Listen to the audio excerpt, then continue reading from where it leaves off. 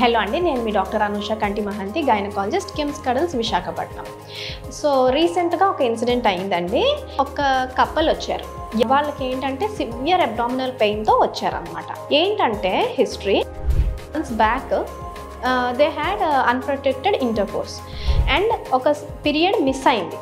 Miss అయిన వెంటనే they checked the pregnancy kit and it was positive. So what they did is, over the counter మనకి kits అవైలబుల్గా ఉన్నాయి కాబట్టి MTP kit use చేసేసారు.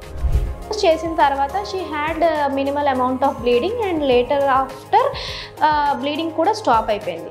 What she thought was okay, abort అయిపోయింది, period వచ్చేసింది అని. నెక్స్ట్ మంత్ పీరియడ్ మిస్ అయ్యేసరికి again she had a doubt and తను మళ్ళీ ప్రెగ్నెన్సీ టెస్ట్ చేసుకుంటే ఇట్ కేమ్ అవుట్ పాజిటివ్.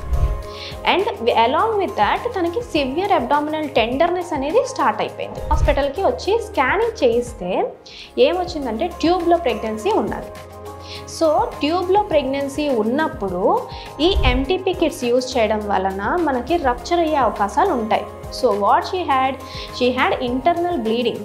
అది ఆ ట్యూబ్లో ప్రెగ్నెన్సీ గ్రో అయ్యి ఆ ట్యూబ్ రప్చర్ అయిపోవడం వలన తనకి ఇంటర్నల్గా బ్లీడ్ అయ్యి she went into shock and ఇమీడియట్గా లాప్రోస్కోపీ త్రూగా సాల్పింజెక్టమీ చేయాల్సి వచ్చింది. సో ఇన్ కేస్ ఎప్పుడైనా కానీ మీకు పీరియడ్ కనుక మిస్ అయితే please meet a gynaecologist and take appropriate care and treatment. Why? Because అల్ట్రాసౌండ్లో మనం డేటింగ్ స్కాన్ దానిలో మనం ప్రెగ్నెన్సీని డిటెక్ట్ చేసిన తర్వాతనే మనం ఎంటీపీ కిట్ అనేది యూజ్ చేయాల్సి ఉంటుంది అనమాట. అది కూడా according to the gestational age మనం either we are eligible for using the kit or we have to go for suction evacuation అనేది మీ గైనకాలజిస్ట్ మాత్రమే డిసైడ్ చేయగలుగుతారు. Do not take the kits on your own.